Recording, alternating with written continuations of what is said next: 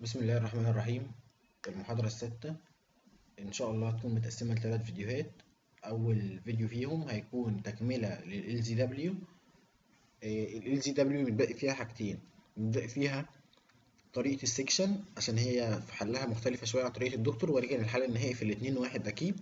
وناقص فيها الكومبريشن، إزاي بنجيب الكومبريشن ريشيو.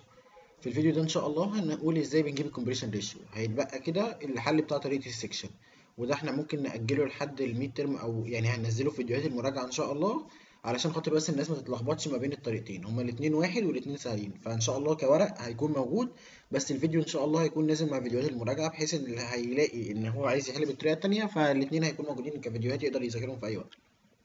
جميل. اول حاجه الكومبريشن ريشيو في ال LCW.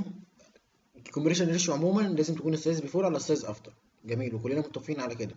طيب، احنا السايز بيفور بنشوف العدد وبنشوف السايز اللي بيكون مديهولنا، او زي ما قلنا يا اما بيكون 8 يا اما بيكون 16 يا اما بيكون اي رقم هو مديهولنا زي ما شرحناه قبل كده. طيب، السايز افتر بقى قال لي نمبر اوف كود، يعني عدد الكود اللي بيكون موجود عندي، وحاجه اسمها كود اساين لينز احنا بنعوض بيها. طيب بنعوض بيها ازاي؟ عشان نفتكر بس شكل المساله، ادي كان الشكل بتاعنا، كان بيديني كود المنظر وانا اعمل له انكودنج. الجدول كان بيتكون من الستارت، تاني حرف اللي هو هيبقى النكست بتاعه.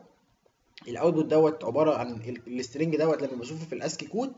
بعد كده بشوف السترنج والنكست بتاعه لو هم متسجلين، موجودين في الاسكي تمام، مش موجودين بسجلهم هنا في النيو ديكشنري واديهم كود جديد من اول 256. وقلنا برضو ليه بنبدا من 256؟ لان الاسكي اخره 255.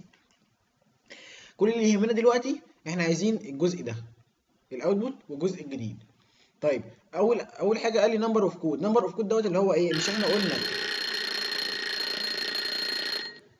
معلش انا اسف، الاوتبوت مش احنا قلنا ان احنا الفايل بتاعنا بعد ما بنعمل له انكودنج الناتج بتاعه بيبقى هو بحط الكلام ده كله ورا بعضه كده سيكونس، اللي هو 97 256 257 98 259 259.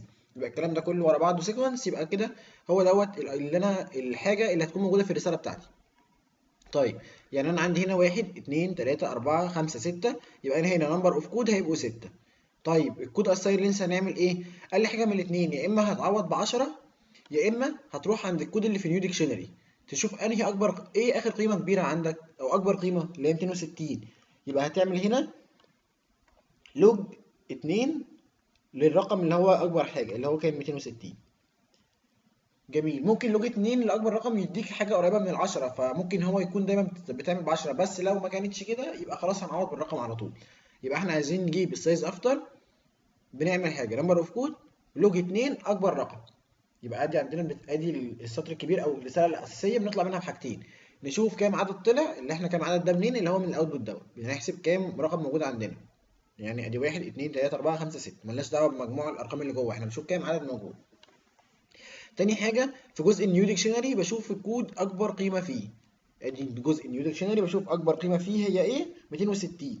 يبقى انا هاجي هنا لوج 2 260. يبقى ادي كان الجزء اللي ناقص. احنا ازاي بنجيب الكومبريشن ريشيو؟